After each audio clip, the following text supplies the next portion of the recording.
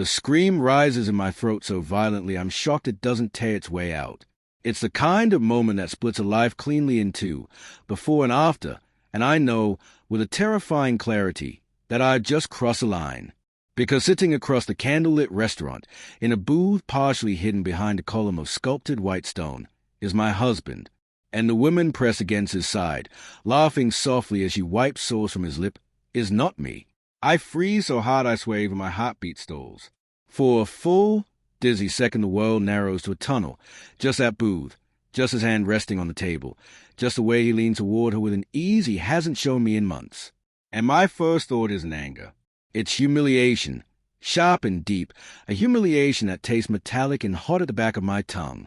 "Mom, you okay?" my son asks. Liam's small hand tugs at my sleeve, grounding me. His dress in the little navy suit he loves, the one he insisted on wearing tonight because I told him we were celebrating. Because this dinner, this evening, was supposed to be about us. A tradition I started when I sold my first company. Dinner with my son every quarter, no matter how busy I became. No interruptions. No exceptions. Until now. I swallow hard. Yeah, sweetheart, I'm fine. But I'm not. I'm anything but fine. My eyes flick back toward the booth. Adrian, my husband of 12 years. The man who used to say I was the only person he could be honest with. The man who promised me, just last week, that his late nights at the firm were because of a new client acquisition. He sits with his back partially turned toward me, unaware that I'm here. He reaches across the table to wipe a smudge from a woman's cheek, brushing it away with his thumb. A gesture so intimate it feels like a slap. A gesture he hasn't given me in. God, I can't even remember. My stomach twists as a woman leans into the touch, her eyes soft, her smile blooming slowly like she's been waiting for that moment. Liam is still talking. "Mom, did you hear me? Should I ask for more bread?" Bread. My child is asking about bread while my marriage is bleeding out in front of me. I turn toward him and force my voice not to shake. "Sure, bread is good." He grins and darts off toward the front counter where the servers stand. He likes doing things on his own, little independent soul that he is. For a moment I envy him. His innocence, his simplicity, his faith that everything is exactly what it looks like. My phone buzzes on the table. A text from Adrian. "Working late. Don't wait up." My throat closes. The world tilts. Not metaphorically, actually tilts. I grip the edge of the table to steady myself, feeling the cold creep up my arms, a numbness carrying the weight of realization. He is lying to me, while sitting 20 feet away, with another woman. A laugh bursts from their booth. Hayes. Hi, musical. My husband's deeper chuckle follows. I've heard that sound 1,000 times, but never laced with this softness, this emotional availability. It guts me. A wave of heat floods my face, followed by cold, crashing back and forth in chaotic tides. This can't be real. This can't. He wouldn't. Not like this. Not so publicly. Not while our son is right here. Not after everything we built. Not after everything I gave up. But denial, I realize, is a flimsy shield. And it's cracking. I pull in a slow breath, willing myself to think, to be rational. I built an empire from scratch. Several, actually. I negotiate acquisitions worth hundreds of millions. I don't crumble. I don't panic. I don't shatter at the first sign of betrayal. Except maybe I do. Because this is not business.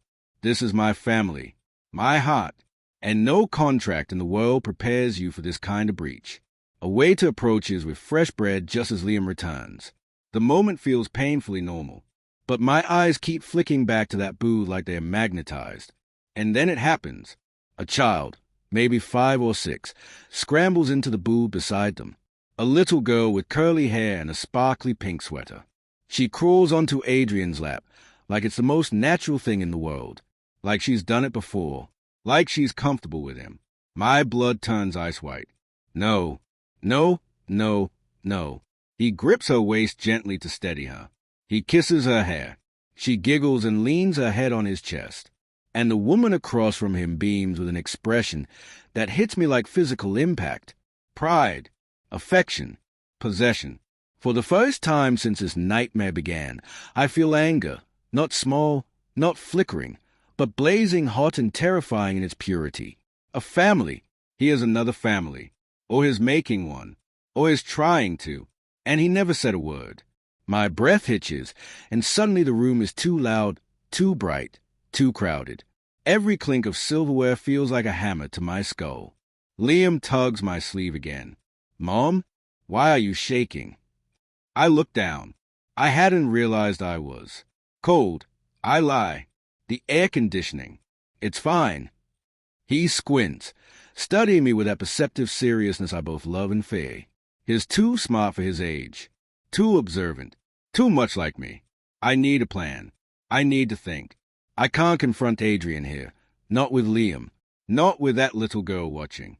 Not with a stranger who has no idea she's a villain in the story I suddenly found myself trapped in. But I also can't unsee what I just saw. And the longer I sit here, the more something unravels inside me. Mom. Yes. Are you sure you're okay?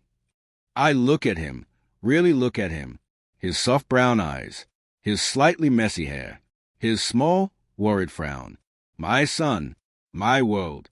He deserves a mother who is grounded, present, strong. He deserves better than this. I inhale sharply. Sweetheart, I say, do you want dessert? He blinks. Already? We just sat down. I know, but how about we get up, pick something special from the dessert display, and take it home instead? He studies me, trying to read what I'm not saying. But he's 9, and though he's sharp, he's still a child. Okay, he says finally, but can I get the giant chocolate mousse? Anything you want. That makes him smile again. Cool. As he heads toward the dessert counter, bouncing slightly the way he does when he's excited, I stand. My legs almost give out. Focus. Stay in control. I take one last glance toward the booth. Adrian lifts the little girl's face and kisses her forehead. My chest caves inward. That tenderness. God, it used to be mine. I grab my purse, slide my card onto the table with trembling fingers for the waiter, and take a slow, steadying breath. I need to get Liam out first. Then I need time, clarity, strategy. But as I turn to head toward him, my phone buzzes again. Another message from Adrian. I'll be home late. Don't wait up for dinner. Love you. I almost laugh. A brittle, broken sound. Love you. A lie typed with the same hands currently touching another woman. I close my eyes, let the fury burn clean and bright through me, and when I open them again, I've made a decision. I'm not walking out of this restaurant without answers. Not this time. Not tonight. Because betrayal might break me, but I refuse to let it blindside me. And as I move toward my son, forcing my expression into calm, I know something with absolute, unsettling certainty. This is only the beginning. Liam picks out the largest dessert in the glass display. Of course he does, and carries a little box like it contains treasure. He doesn't notice the way my hand shakes when I take it from him. He doesn't notice that I'm scanning the restaurant with quiet, predatory precision. But I notice everything. Every movement in the booth. Every smile. Every whisper. The way Adrian presses his palm over the woman's hand in a way that feels deliberate, like a claim. We head toward the exit, and for a moment I allow myself to imagine walking out, forgetting everything, pretending this was just an unfortunate coincidence. But the truth roars back immediately. Coincidence doesn't kiss a child's forehead. Coincidence doesn't send a text saying, love you while sitting with another woman. Coincidence doesn't make your husband look the happiest you've seen him in years, just not with you. My stomach tightens as we reach the door. Liam is talking about school, about a science project, about glow-in-the-dark slime. But his words wash over me, muffled and distant, like I'm submerged underwater. It's when I reach for the door handle that instinct stops me cold. A voice inside my mind, cold, rational, terrifyingly clear, whispers, if you walk out now, he will continue lying. He will keep betraying you. You will always wonder, and you will lose everything without ever knowing how it began. I exhale slowly. Sweetheart, I say gently, crouching down to Liam's level. Do you remember how you've been wanting to try that new video game tonight? His eyes widen. The racing one.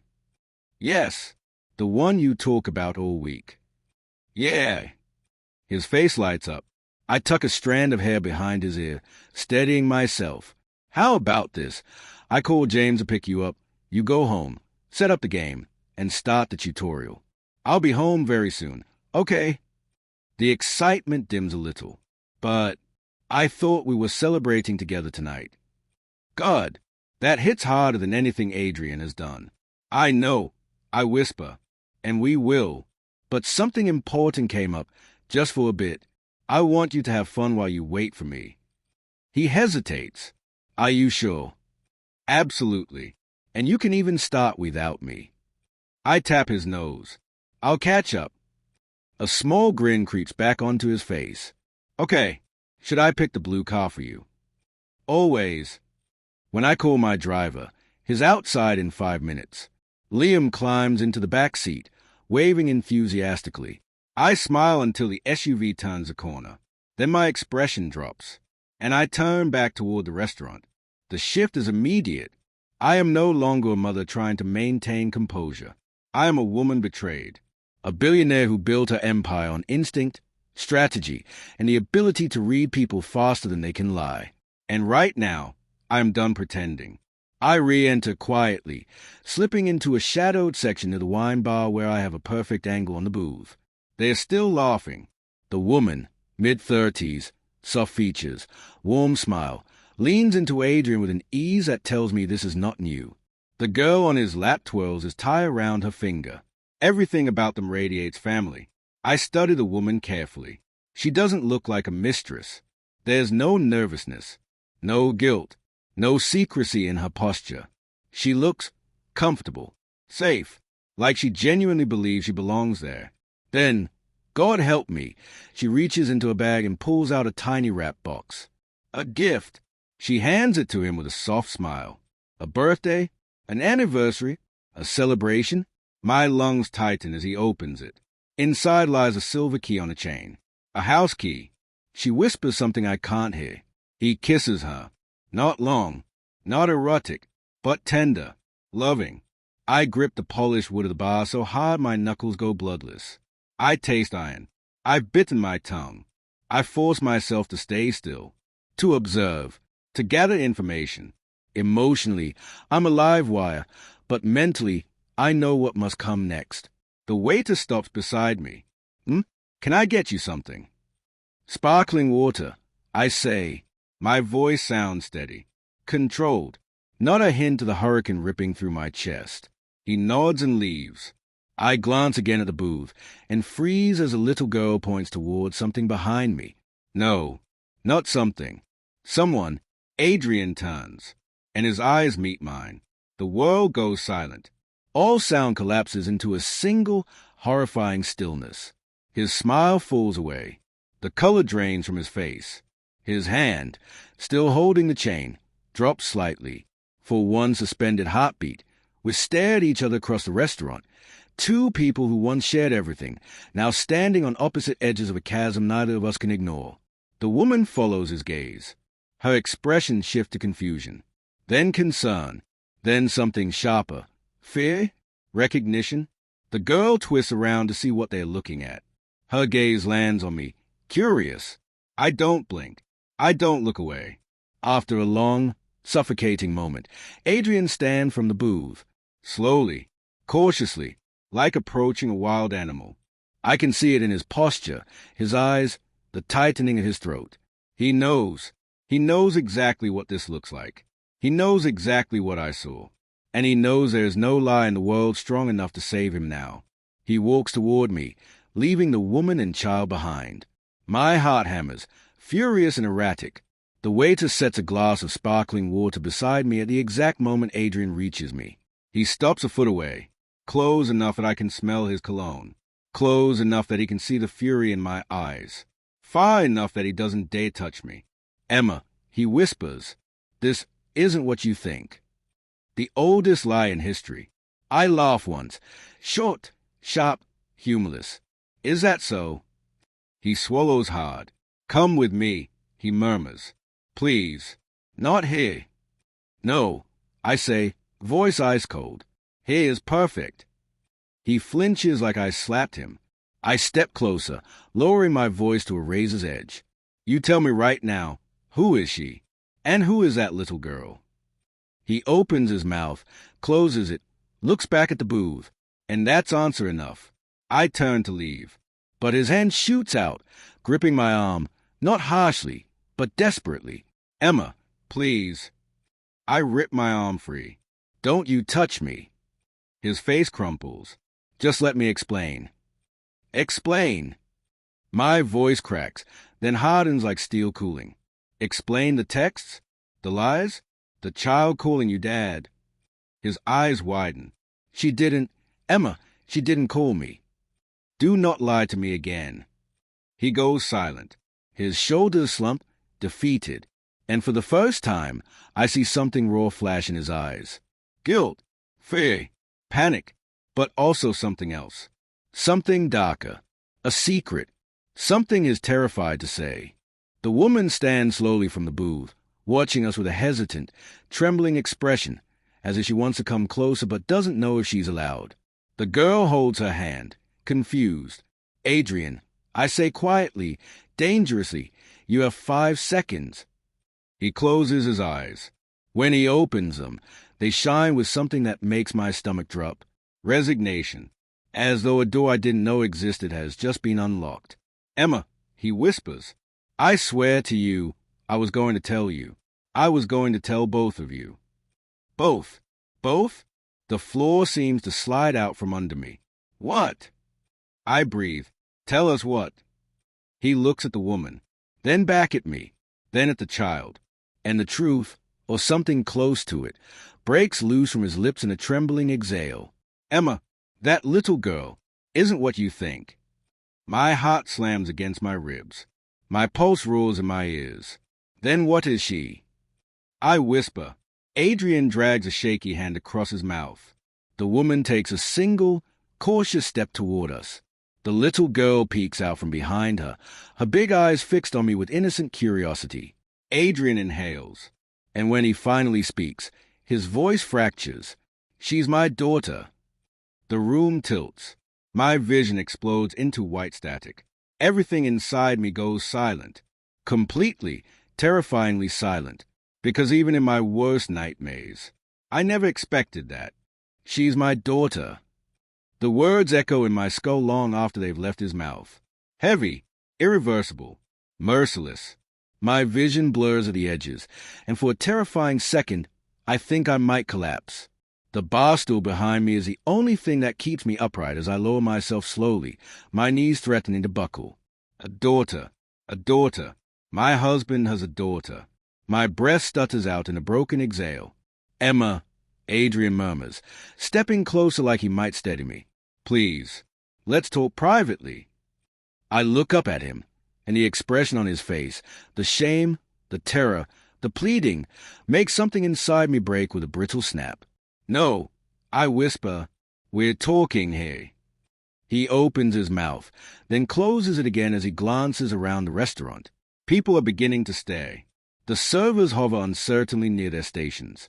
The woman, this stranger who somehow has a claim on my husband's life, stands frozen a few steps away, clutching the girl's hand. The child, a little girl with soft curls and unsure eyes. She watches me with innocent confusion, unaware that she is the epicenter of an earthquake ripping through my life. My throat tightens painfully. I force my voice to steady. How old is she? The question hits him like a blow. His shoulders sag. His face pales. 7, he whispers. 7. 7 years. My heart plummets. We had been married 5 years when she was born. I laugh. Quiet. Hysterical. Horrifying even to my own ears. 7. 7 years old. Then that means. I know. He cuts in, voice shaking. Emma, please. Let me explain. You deserve the truth. The truth? I stand abruptly, fury rising like a tide. The truth is that while I was pregnant with our son, you were out fathering another child. He flinches. It wasn't like that. Wasn't it? I hiss. He looks down at the floor like he can't bear to meet my eyes. I made a mistake. A horrible mistake. One night. One night. I scoff, incredulous. You expect me to believe that? That child didn't raise herself. That woman didn't raise her alone. His jaw tightened, and for the first time, a flicker of defiance appears in his expression. Guilt, yes, but also something else. Something protective. Something directed at them. The betrayal hits me anew, sharper than before. It feels like drowning in slow motion. I shift my gaze to the woman. You, I say quietly. She tenses, gripping her daughter a little closer. My name is Tessa. Tessa. I let the name linger in the air like smoke. How long? Her lips part, but no sound comes out. Adrian steps between us. Don't put this on her. This is on me. I ignore him. I want to hear it from her. I want to see if she has the same polished lies he does, the same talent for making betrayal look like an accident. How long, Tessa? I repeat. She swallows hard, tears filling her eyes. I've known Adrian for years, but the romantic part, it ended, a long time ago. Ended. I laugh bitterly. You're giving him house keys. Her face crumples. That wasn't. It's not what you think. I pivot back to Adrian. Funny, you keep saying that. As if my eyes are lying. As if I'm imagining the key, the kisses, the child. He tries to step closer, but I take a step back. He freezes. Emma, he murmurs, voice thick with desperation. I didn't know about her at first. That catches me off guard. What do you mean? He scrubs a hand over his face. Tessa didn't tell me she was pregnant back then. She left the city. I never would have known she existed if she hadn't reached out when the girl was almost 3. A tremor courses down my spine. 3? You found out 4 years ago. Yes. And you never told me. My voice breaks. Not once. Not in all these years. Not even when you said we promised each other honesty. Not even when you held our son and told him he was your only child. He squeezes his eyes shut, anguish twisting his features. I was scared, Emma. I didn't want to lose you. I didn't want Liam to get hurt. I kept convincing myself that I would tell you when the time was right. The time was right. I whisper, Adrian, there was never going to be a right time. You lied every day. You lied every night. You lied while she grew older. You lied every time you left the house. He doesn't defend himself. He can't.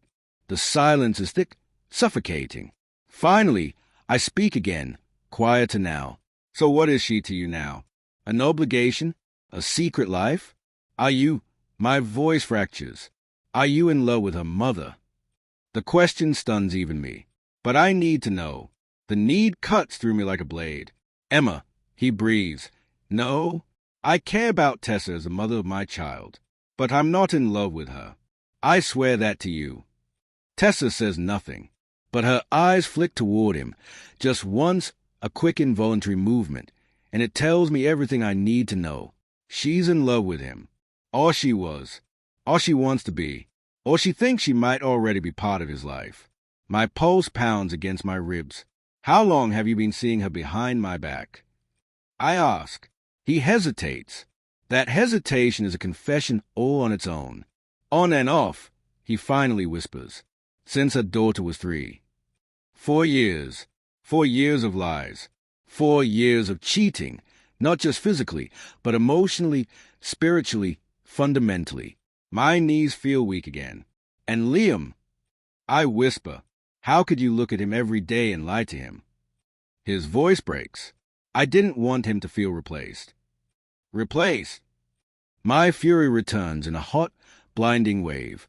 Is a child, Adrian, not a fragile vase. You didn't protect him. You betrayed him. He looks hollow. I know. You don't. I snap. You don't. Because if you did, you wouldn't have let him see you like this tonight.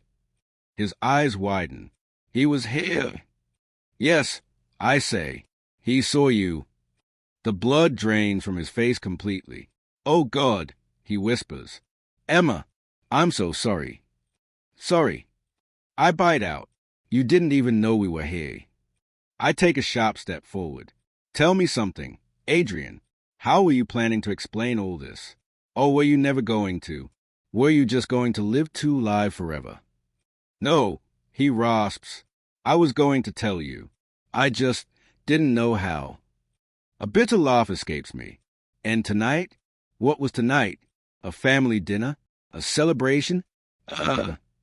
Tessa speaks up suddenly, voice trembling. It wasn't like that. Adrian's been trying to tell you for weeks. He asked to talk to you multiple times. He just didn't know how to start. I turn on her sharply. You don't get to defend him. She recoils, but the little girl, his daughter, looks at me with furrowed brows, clearly confused, clearly hurt without understanding why. And something unexpected twists inside my chest. Not sympathy, but sorrow. She didn't choose this. She didn't lie. She didn't destroy anything.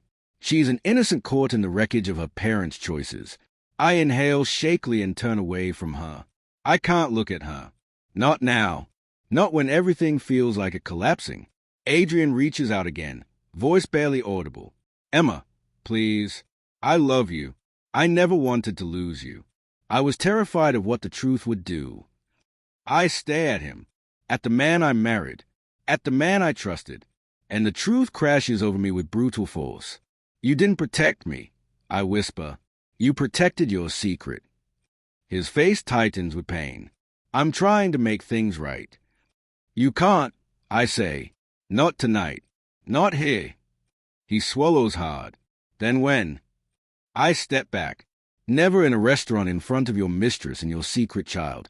I say, voice shaking. Meet me tomorrow. Noon. At home. You get one chance to tell me everything. He nods slowly, relief flickering across his face. Okay. Yes. I'll be there. I turn away. But just as I'm about to leave, the little girl tugs gently on Tessa's sleeve and whispers something too quiet to hear. Tessa looks torn. Then she kneels beside her daughter and murmurs back. The girl hesitates, and then she steps forward toward me, small and tentative. I freeze. She stops a few feet away, clutching a cheap stuffed bunny in her hand, and says in a tiny voice, Are you mad at my daddy? The question splits me open. Yes. No. I don't know. But none of those answers belong to her. So I kneel too, matching her height, and whisper, This isn't your fault. Her eyes soften, relieved, and before she can say anything else, I stand and walk toward the door, my chest heavy, my pulse frantic. As I push it open, I hear Adrian's voice behind me, soft, pleading, breaking. Emma, please come home tonight. I don't turn around. I don't answer. I step into the cold night air, breath shaking, and whisper to myself, Not after this. The night wind slices across my skin as I step outside, but I barely feel it. My mind is still trapped in the restaurant, frozen on Adrian's face, on the woman's trembling eyes, on the little girl's innocent question. Are you mad at my daddy? I can't get her voice out of my head. Soft, confused, completely unaware of the devastation swirling around her. I walk toward the street, but I don't call my driver. I don't call anyone. Instead, I keep moving, trying to outrun the thoughts clawing at my chest. My husband has a daughter, a secret daughter, born when I was pregnant, hidden from me for 4 years after he found out. The betrayal is a living thing inside me, hot, twisting, corrosive. When I reach the corner, headlights flash across my vision. My driver's SUV rolls up slowly. James lowers the window. Liam asked me to come back for you. Of course he did. My heart squeezes painfully. I nod and slip into the back seat. Straight home. James asks gently. Yes, I whisper. Straight home. As we pull away from the restaurant, I force my breathing to slow. In, out. In, out. My hands are still shaking. I need clarity. I need stability. I need my son. When we arrive at the house, my house, the one I bought with the first $1 billion valuation, I pause at the door. The foyer lights glow warmly inside, spilling across the marble floor. It looks peaceful, safe, nothing like the battlefield my heart has become. When I step in, I hear footsteps sprinting down the hall. Mom! Liam barrels into me, throwing his arms around my waist. And just like that, my composure cracks. I sink to my knees and pull him tight against my chest, burying my face in his hair. "Hey!" he murmurs, confused by my shaking. "Mom? What's wrong?" I swallow hard. "Long day." He leans back and studies my face with those two wise eyes. "You look sad." "I'll be okay. I manage." He nods slowly, still watching me. Then he pulls my hand. "Come play the racing game. I saved the blue car for you." Something inside me warms and breaks simultaneously. "I'll be there in a few minutes." "Okay." "Okay." He hesitates. "Mom." "Yes." "You're not mad at me, right? For something I did." The question hits me like a punch to the chest. I cup his cheeks. "No, sweetheart. Never. You didn't do anything wrong." He exhales in relief and runs back toward the living room. I watch him go, my heart aching. Then I head to my office and close the door. My office is a sanctuary of glass and steel, clean lines, dark wood, the faint scent of jasmine and leather. It's where I make my biggest decisions, where I become the version of myself no one can touch. I sink into my chair, elbows on the desk, palms pressed to my temples. Tomorrow, noon, Adrian will come, and he will tell me everything. But what am I supposed to do with everything? Divorce him? Destroy him? Forgive him? Share custody with a man living a double life? The thoughts swirl, heavy and suffocating, and then something shifts inside me, something cold and sharp and ruthlessly clear. I will not make a decision based on pain. I will not make a decision because I'm broken. I will make a decision because I deserve the truth. Every last piece. And he will give it to me. Noon comes faster than I expect. I barely sleep. I pace half the night. Every time I close my eyes, I see the restaurant. That little girl. That key. That kiss. By morning, my emotions are raw enough that breathing hurts. When the doorbell rings at exactly 12 o'clock, my heart stutters. I steel myself and answer it. Adrian stands on the doorstep, exhausted, unshaven, eyes rimmed red. He looks like a man who hasn't slept either. "Emma," he says quietly, "come in." He steps inside, and I close the door behind him. I lead him to the sitting room, neutral ground. No photos of us. No reminders of what we used to be.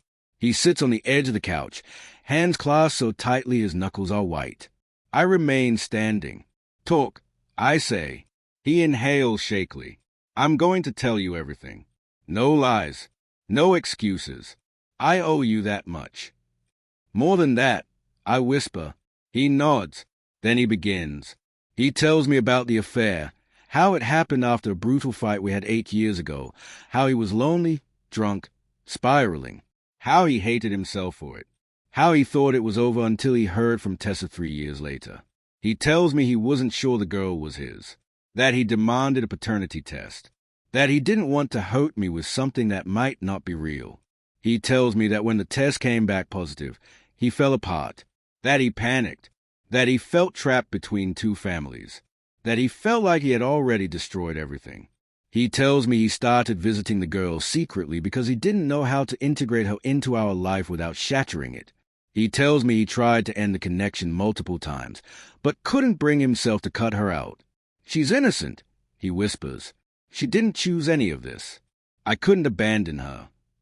The words grip something painful inside me, because he's right and he's wrong, and the truth is so much uglier than either.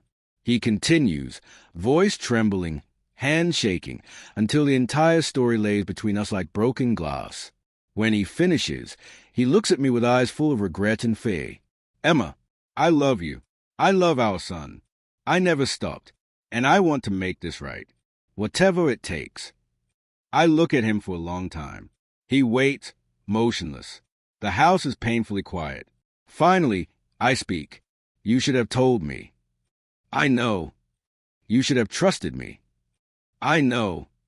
"You should have trusted us." Tears fill his eyes. "I know." I sink slowly into the chair across from him.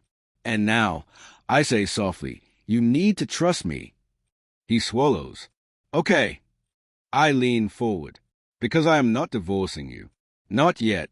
Not until I decide if our marriage can survive the truth. His eyes widen, shocked, grateful, terrified. But I continue. I am also not pretending nothing happened. And I am not letting you live two lives. He nods rapidly. I won't. I promise you. You won't, I say, because I won't allow it.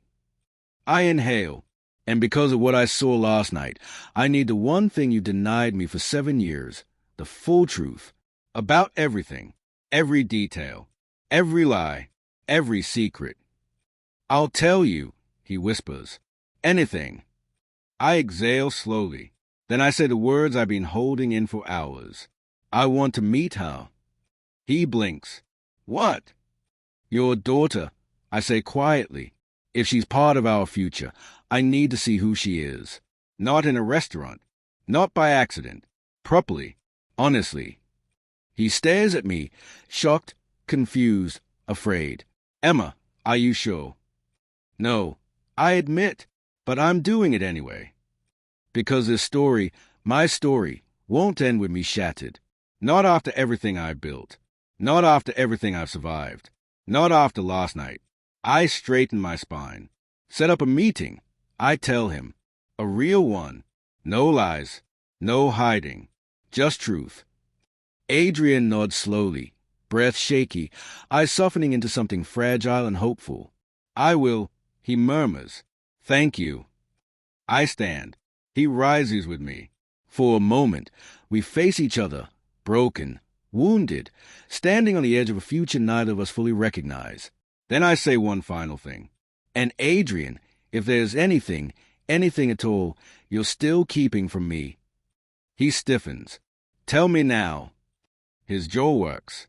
His throat moves. His eyes flicker with fear. And for a split, terrifying second, I think he might actually have another secret. But then, no, he whispers, no more secrets. I nod slowly. Then we start there. Not forgiveness, not reconciliation, not revenge. Something harder, something uncertain, something real, the truth. And for the first time since the restaurant, I feel the faintest flicker of something I thought I had lost forever.